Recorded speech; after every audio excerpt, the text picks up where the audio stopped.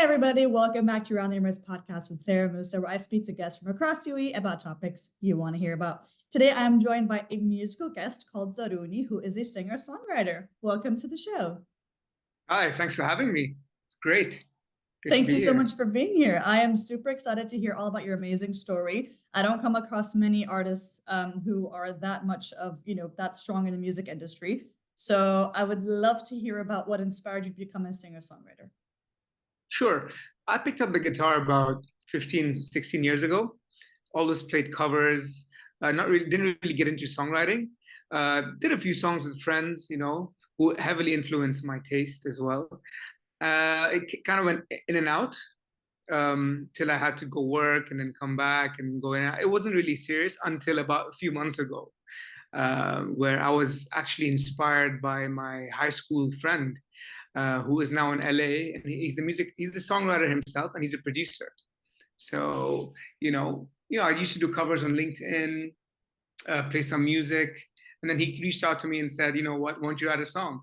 And I was like, we could work on this together. So, a month passed, or two, and then I just something fell to my head, picked up the guitar, wrote a few tunes, and one of them just worked out well, and we worked together, and that was the trigger to another 10 tracks that are going to follow.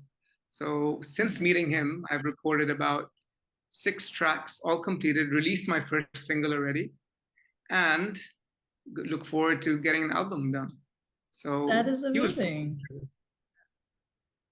That is lovely. I love the fact that your friend inspired that, like somebody who is already within your inner circle that you know and trust, somebody that you know would want the best for you as well, would be like, hey, why don't you take this a step further? So that's beautiful. Um, wow. So the fact that you started a few months ago, so I mean, I can imagine that starting in it's a difficult industry to kind of make your way through. What do you feel so far has been your biggest challenge?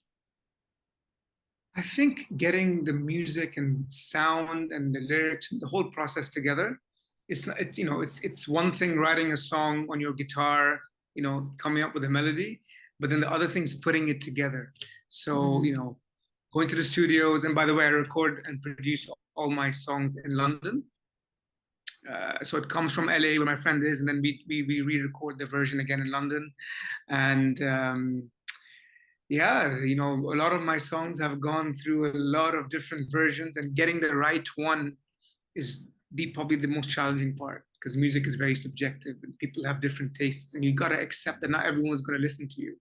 So you got to go with what's in your heart and just release and complete each track, well, as many tracks as you have.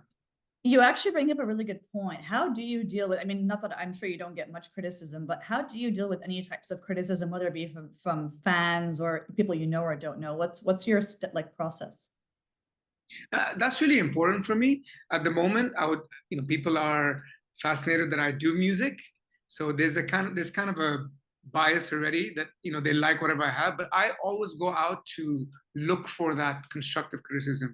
And yeah, sure, I'm very realistic when it comes to music. I do understand that not everyone's going to like it. So I actually go out to search what I can improve better and hear what they have to say. Oh, okay, your vocals are not too high. I prefer a slower tempo. This is too poppy. So there's a lot of ins and outs when it comes to feedback. But you know what? I accept it all. The challenging part is in the studio, where you have a vision of a song, and then you record it, and it doesn't turn out to be what you think it is. You can get upset about it. You can come back, and it's a lot of what I call reverse engineering. So that's probably the toughest part. But feedback is always great. I mean, no matter whether it's negative or positive. So it's good. I love that. I guess it's really important for you to be flexible, right? Knowing that you can always change and adapt based on the criticism that you're getting. And of course, mostly, hopefully, it's from a place of kind of love and wanting you to be better. So it's beautiful that you're able to spin into something so positive. And speaking of spinning something in something positive, do you have any kind of funny or crazy, wild story to share with me today? Yeah, I mean, the most recent one I would tell you is probably in the recording studios, where it's not so much wild, but probably funny, is where I had a vision of one of my songs that was very, say, psychedelic, deep, and once I went into the studios, I had one of my influencers, my uncle, he's a vocalist and he has a very different taste. So I use him for guidance when I sing. When he was in the studios, and his taste is very different to mine. So when we were recording the song, because the commercial aspect of a song is very important to him, and it is important in general, it overrode whatever I had in my mind, and the song and the vision I had in my head came out after the studios to be something like a Bee Gees song. So I came out completely freaked out. I'll never forget that moment where I had a vision in my head for like a month, and then in like 4 hours it came out as a poppy, I don't know, completely different track. And that was actually funny but also upsetting. I went back the next day and I changed everything around. So that for me was a funny and an interesting experience where you need to go with what you want as an artist and not what other people say. And that's nothing to say that my uncle has bad opinions, or it's just it was a funny and interesting, it was a turning point for me. That It was a is big. so interesting. You wouldn't see that coming. That's the funny part. Like you wouldn't think that, especially like obviously it's your uncle, right? So it's like your immediate family. You wouldn't think that somebody who's so close to you and that you're kind of somewhat inspired by would have such a different way of doing a song. And the fact that like you had visualized it for over a month and then you see your uncle doing it, and you're like, hold on, this is not what I signed up for.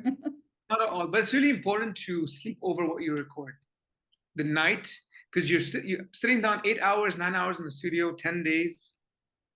You got to go home, and after the eighth or ninth hour, your mind just frizzles. Everything you hear is very very clouded. So you wake up and you think, oh God, I can't go back and I have to re-record it. So that Hmm. that whole experience is a game changer for me. That is beautiful. I mean, you've talked about so many important things. You've talked about the idea of being kind of flexible when it comes to music, listening to the criticism, understanding that there's more than one way that you could hear or interpret a song, and obviously like making sure that you take the time, like sit on it, don't necessarily think that this is the final product in front of you, which I totally agree. It's really important to sleep on it. Like sleep does do wonders. Is there any Yeah. other final word of advice that you want to leave with the listeners today or aspiring singer-songwriters? Sure, I would say totally believe in yourself. Go with what you think is right at the end because it's your song. And also let the music or let the song direct you. Don't try to overthink, overdo it. That's what I would say. Believe in yourself and do what you think is best for the song. I love that. It's all about listening to your gut and saying, okay, so I originally thought I wanted to do this kind of song, but as I'm playing it out, this actually sounds better. Maybe I should go it this way instead. Like this is, everything happens for a reason and the song direction is changing for a reason. So that is so beautiful. I love hearing that. Thank you so much for sharing that story.